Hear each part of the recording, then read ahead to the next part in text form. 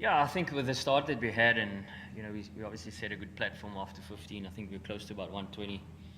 Um, we would have liked to get to probably the 160 mark. Um, so yeah, 20 runs short.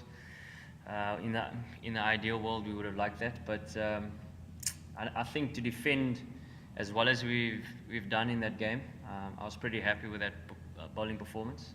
Yes, here and there we let it leak a little bit, but all in all, I was pretty happy with the way we fought, and we never gave up.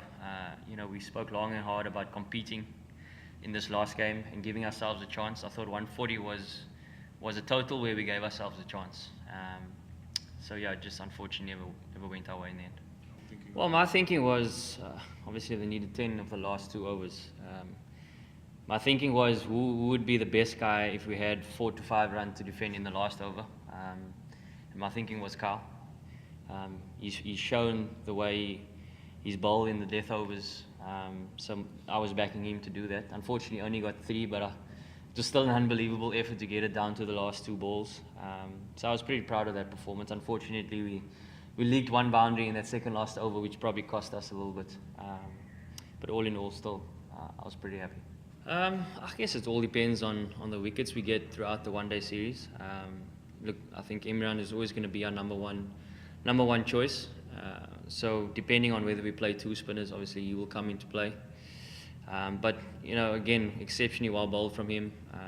With those short boundaries straight, they were always going to take him on. The way he stuck to his guns and backed himself to get wickets was good to see. Yeah, obviously we didn't get an opportunity to see the ground and the wicket yesterday with such a short turnaround.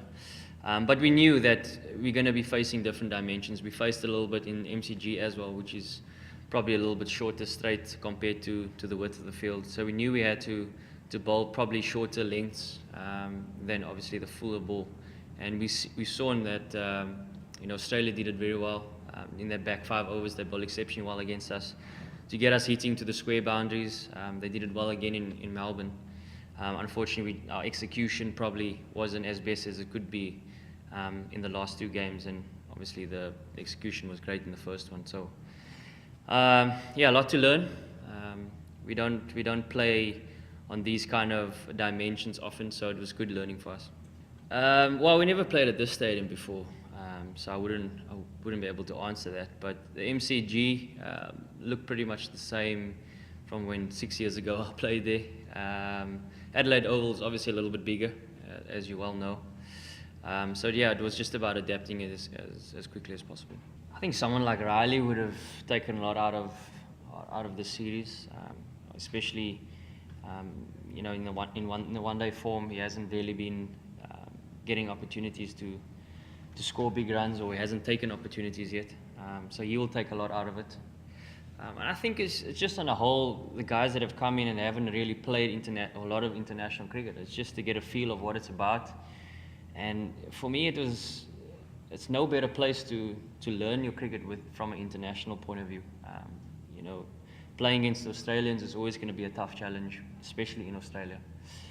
So there's a lot of experience that they will gain out of this, and hopefully they can sort of take that back to their franchises and upskill themselves even more, and know that this is the level that if this is the level that you want to play at, you have to be at the top of your game most of the time. I think there is quite a bit of significance going in. It's always nice to take a bit of momentum into that one-day series. Unfortunately, we're not going to be the ones to do that. Obviously, Australia winning the series takes a little bit of momentum, a little bit of confidence into that series. But there are a few guys that have done well for us in the series, and they would have taken a lot of confidence out of it going into that one-day series, and that's obviously key. Obviously, key players come back for us as well, which boosts the team morale, the team confidence. So it's going to be a good, tough series, and one that's going to be good for the viewers. I've actually played quite a bit against him, so I sort of had an idea of what sort of feels and where we would rather want him to hit than not. He obviously hit a couple of good shots, and Robin is always going to be aggressive in the way he bowls, and he kept telling me he's going to get him out, and eventually he did, even though he had a few a few blows. But that's the way he plays. You know, he hits the ball to all parts of the ground, and he's a difficult guy to set fields to. But fortunately enough for us, we got him out. Yeah, I think to some extent he will give you a chance. But in saying that, also it can be his night and he can be destructive. So you just got to weigh it up and see the situation of the game. What is the best situation, our best thing to do in the situation? Whether we had runs to play with, maybe get him off strike. But unfortunately, tonight we needed to get wickets, and it was just a case of trying to be as aggressive as possible to get him out.